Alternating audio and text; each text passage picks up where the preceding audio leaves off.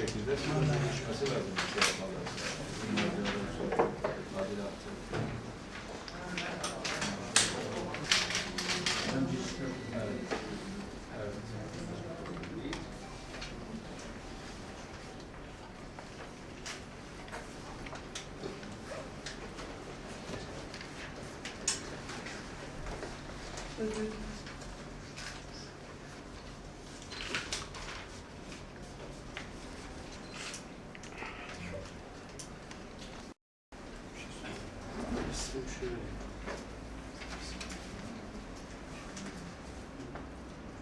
Yani bilgi kirliliği veya daha anlaşılır bir ifade ile halka yanlış bilgi verme ve olayların gerçeğini saptırma siyaseti izleniyor. Yine bildiğiniz gibi Türkiye'deki bütün partilerin siyaset akademileri var ve bu siyaset akademilerine çağrılan öğretim üyeleri, yazarlar, aydınlar, siyasetçiler o partinin üyelerine ve yetkili organlarına partinin siyaseti ve felsefesi doğrultusunda eğitim veriyorlar. Hatta bu eğitimden de öte belki bir bilgilendirme ve yönetici kadroları yetiştirme şeklinde cereyan ediyor. Bizzat şu an bu operasyonları yürüten iktidarın siyasi partisi AKP'de de durum aynı. Ama öyle bir kamuoyu meydana getirilmek isteniyor ki BDP yasal bir parti değil, tırnak içinde sanki değil ve sanki bu BDP'nin siyaset akademisi de yasal değil, gizli, saklı. İşte bir ironi olacak ama sanki mağaralarda, dağ başlarında bu çalışmaları yürütüyor. Ve burada da sürekli olarak yine tırnak içinde yasal olmayan veya bilime, siyasete aykırı olan şeyler yapılıyormuş gibi bir kamuoyu oluşturulmaya çalışıyor.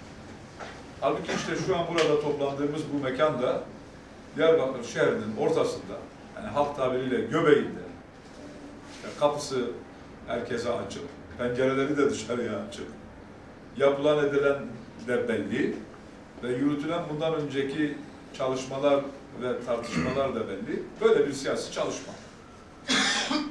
Bugün biz hem kamuoyunu doğru bilgilendirme hem de bugüne kadar yapılan bu hiçbir kitaba sığmayan antidemokratik, baskıcı ve gittikçe de faşist yönetimleri hatırlatan uygulamaları deşifre etmek,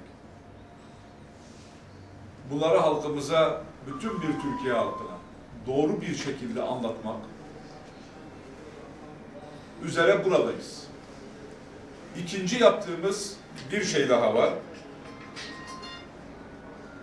İkinci yaptığımız şey de bütün bu baskılara, bütün bu yıldırmalara ve bütün bu operasyonlara rağmen biz yine yolumuza devam etmek durumundayız.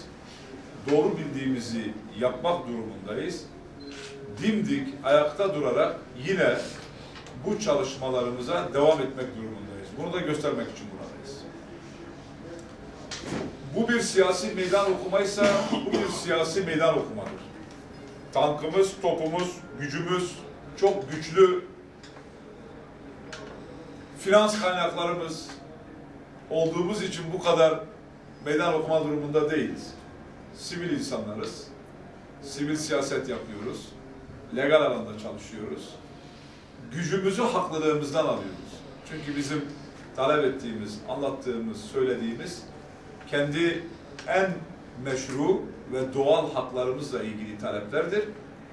Bütün kuvvetimiz işte bu haklılığımızdan gelen kuvvettir.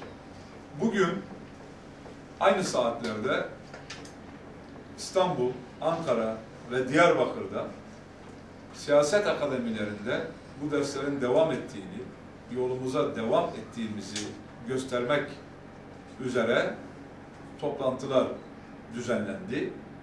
Diyarbakır'da da bize destek vermek üzere ve bu çalışmalara katılmak üzere Boğaziçi Üniversitesi öğretim görevlisi Ali Kerem Saysel Bey aramızda.